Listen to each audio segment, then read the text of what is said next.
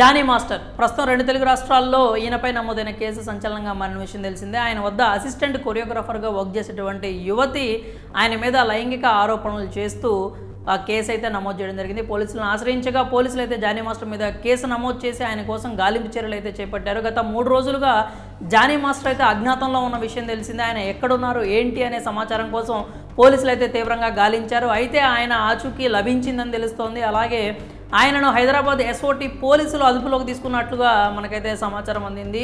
బెంగళూరులో ఆయన ఉండగా సమాచారం అందుకున్న పోలీసులు అక్కడికి చేరుకొని జానీ మాస్టర్ను అదుపులోకి తీసుకున్నట్లుగా తెలుస్తోంది. ఆయన ప్రస్తుతం బెంగళూరు నుంచి హైదరాబాద్కు తరలించే ప్రయత్నం అయితే చేస్తున్నట్టు తెలుస్తుంది. మొదటి నుంచి ఏంటంటే జానీ మాస్టర్ గత 3 రోజులు కనిపించకపోయేసరికి మొదట నెల్లూరులో గాలించడం అయితే జరిగింది. ఆ తర్వాత ఆయన స్టేట్స్ వెళ్ళిపోయారని చెప్పి కొంతమంది అన్నారు. అలాగే నార్త్కు సంబంధించినటువంటి ఉత్తరాది రాష్ట్రాల్లో ఉన్నట్లుగా కూడా కొంత అయితే సమాచారం రావడంతో పోలీసులు లద్దాఖ్ వరకు కూడా వెళ్ళి ఆయన కోసం గాలింపు చర్యలు చేపట్టడం అయితే మనం అయితే చూసాము. అయితే తాజాగా ఆయన సమాచారం అయితే ఆయనకు సంబంధించి బెంగళూరులో ఉన్నట్లుగా తెలియడంతో ఆయన బెంగళూరు చేరుకొని ఎస్ఓటి పోలీసులు హైదరాబాద్కు చెందిన వారు ఆయన అయితే అదుపులోకి తీసుకోవడం జరిగినట్లుగా మనకైతే తెలుస్తోంది. అక్కడ నుంచి ఆయన్ని వీలైనంత త్వరగా హైదరాబాద్కు తీసుకొచ్చి ఆ విచారణ అయితే చేపట్టడం జరుగుతుందని చెప్తున్నారు. ఇప్పటికే పోలీసులు వివిధ కోణాల్లో ఈ కేసుకు సంబంధించి దర్యాప్తు అయితే ప్రారంభించారు. అంతేకాకుండా జానీ మాస్టర్ మీద ఈ కేసుకు సంబంధించి పోక్సో చట్టం కింద కూడా కేసు నమోదు చేసిన విషయం అయితే మనకు తెలిసిందే. ఎందుకంటే ఆమె మైనర్గా ఉన్నప్పుడే జానీ మాస్టర్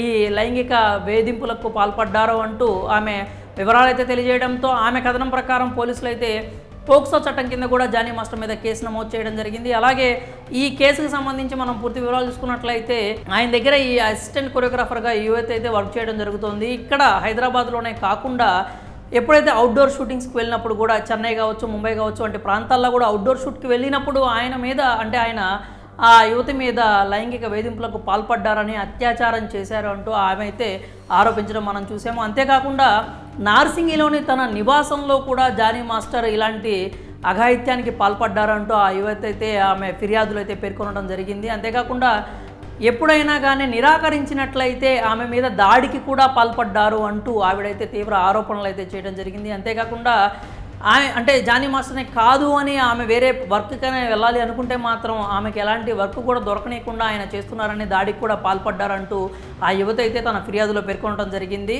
మొదట ఈ యువతి రాయదుర్గం పోలీసులను ఆశ్రయించగా అక్కడ 0 ఎఫ్ఐఆర్ నమోదు చేసి యువతి నార్సింగ్కి చెందిన యువతి కాబట్టి అక్కడ నివాసం ఉంటుంది కాబట్టి కేసును అయితే అక్కడ నుంచి నార్సింగ్కి అయితే తరలించారు. అలాగే ఈ కేసుకు సంబంధించి సెలబ్రిటీలు కావచ్చు, లేకపోతే ఇండస్ట్రీలో ఉన్న వాళ్ళు కూడా పలు అభిప్రాయాలు అయితే వ్యక్తం చేస్తూ ఉన్నారు. దీనికి సంబంధించి ఇండస్ట్రీకి సంబంధించిన ఫిల్మ్ ఛాంబర్ కూడా అయితే ఇది కేసుకు సంబంధించి దర్యాప్తు అయితే ప్రారంభించడం జరిగింది. 90 రోజులు వాళ్ళ రిపోర్ట్ను కూడా ఇస్తామంటూ వాళ్ళు వెల్లడించడం జరిగింది. ఇంకా అలాగే కేసు గురించి చూసుకున్నట్లయితే ఇప్పుడు జానీ మాస్టర్కి సంబంధించి అసలు ఆయన మీద వచ్చిన ఆరోపణలు నిజమా కాదా, ఆ యువతి చేసిన ఆరోపణలో ఎంతవరకు నిజం ఉంది అనే కోణంలో అయితే పోలీసులు దర్యాప్తు చేయడం జరుగుతుంది. దీనికి సంబంధించి పోక్సో చట్టం కూడా ఉంది కాబట్టి నాన్ బెయిలబుల్ అఫెన్స్ కిందకే వస్తుంది. ఇది ఖచ్చితంగా కూడా బెయిల్ ఇచ్చేటువంటి పరిస్థితి అయితే ఉండదు. మరి ఇక జానీ మాస్టర్కి వ్యతిరేకంగా ఎలాంటి సాక్ష్యాధారాలు ఉన్నాయి అనేది మాత్రం పోలీసుల విచారణలో అయితే బయటికి రావడం జరుగుతుంది. మరి జానీ మాస్టర్ను పోలీసులు అరెస్ట్ చేయడంపై మీ అభిప్రాయాలని కామెంట్స్ రూపంలో తెలియజేయండి.